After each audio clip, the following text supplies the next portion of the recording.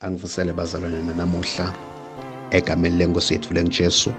Simbonge uNkulunkulu ngekusipha impilo, aphinze asiphe isikhathi lesihle kube besingabuka livu laNkulunkulu kanye kanye.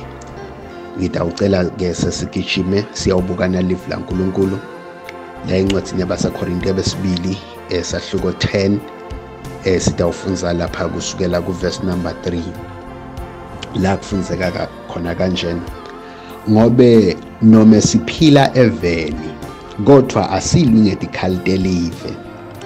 Dikhali lesilwa ngato akusito telive kodwa dikhali taNkulunkulu letinemandla ekubhidlita tinqaba, dicitse tinkulumo letingenamsebenti, dibhidlite konke lokuphakamela kuvimbela kwati uNkulunkulu, dithumbe yonke imicabango tiyende ithobele kulalela uNkulunkulu.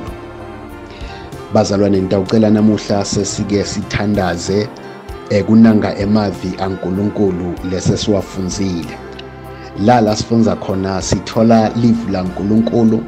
Uyabhala lo mbhalo welivu laNkulunkulu uthi noma siphila eveni kodwa dikhali lesilwa ngato akusito dikhali telive. Kungathi lo mbhali uconza kahle kokuthi umuntu makaphila emhlabeni uphila ufeyisana nema-challenges lamanengi, noma ke ufeyisana netimbi letinengi. Makabhala umbhalo welivu laNkulunkulu encwadini yaJobe uthi Jobe umuntu losemhlabeni usembini egameni lenkosi yethu lenjesu.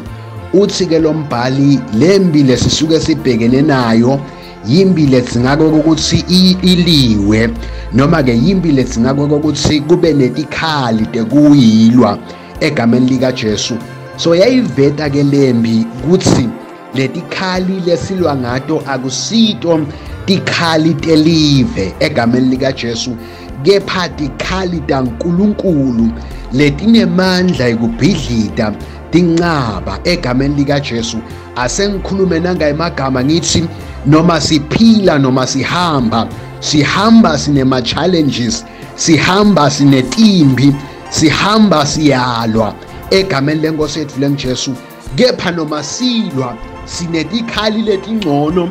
Lelivu laNkulunkulu lisitshelile ukuthi letikhali tinemandla, letikhali taNkulunkulu, letikhali tiyabhidlita, letikhali tibhidlita konke lokuphakeme, konke lokufuna kuvimbela kwati uNkulunkulu egameni likaJesu.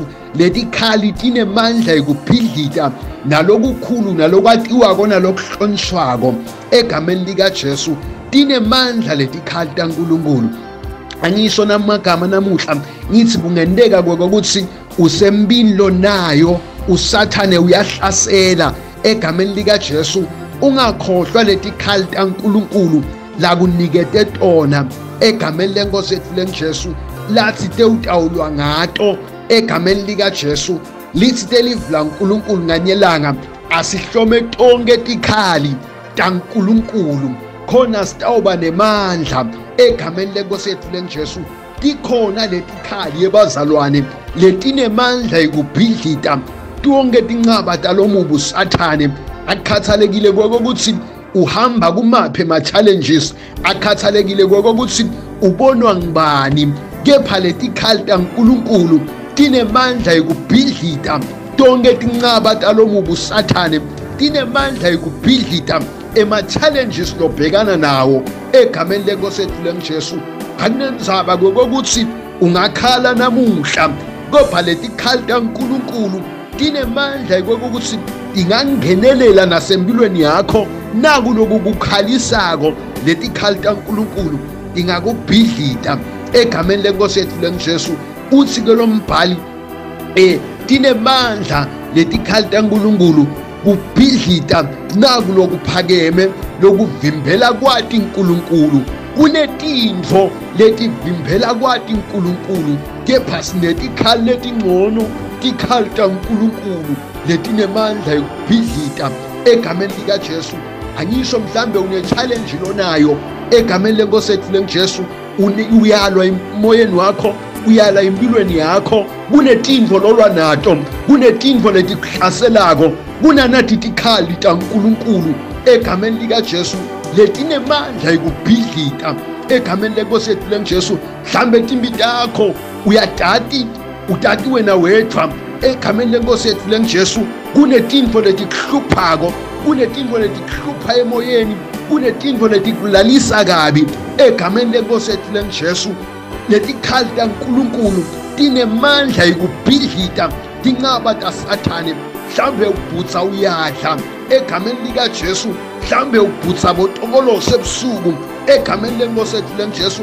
Mhlambe wena waloywa, letikhali taNkulunkulu tinemandla ekurivesa nemacases egameni likaJesu, tinemandla ekurivesa netinto letakhulunywa ngawe, kwakhulunywa kwafungwa, waloywa wafaka ematshe, wafakwa phasi emanti egameni likaJesu. Letikhali taNkulunkulu tinemandla ekubhidlika konke lokukhona egameni lenkosi yethu lenjesu.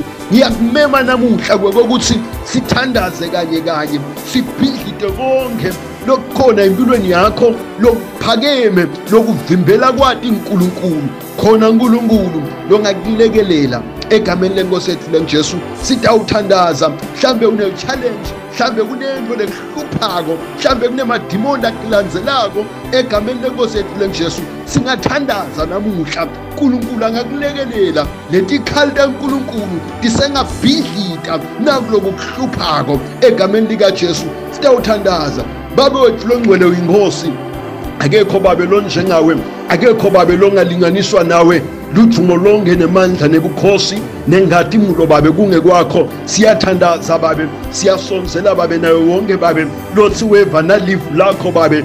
Lomunye babe unetinkinga, lomunye babe unema-challenges lamanengi ngegama likaJesu Kristu waseNazaretha. Babe wethu longcwele sesiyabhidlika babe, tonke tinqaba taSathane sesiyabhidlika babe, onke ma-schemes babe wethu longcwele ngegama likaJesu labe kakhiwe, akhelwa impilo yakhe, akhela destroy impilo yakhe, sesiyawabhidlika ngegama likaJesu Kristu waseNazaretha. Uyinkosi babe, uyaphila, akekho lonjengawe. Lujumo lonke nemandla nebukhosi nengathumulo kungekwakho. In Jesus name, amen.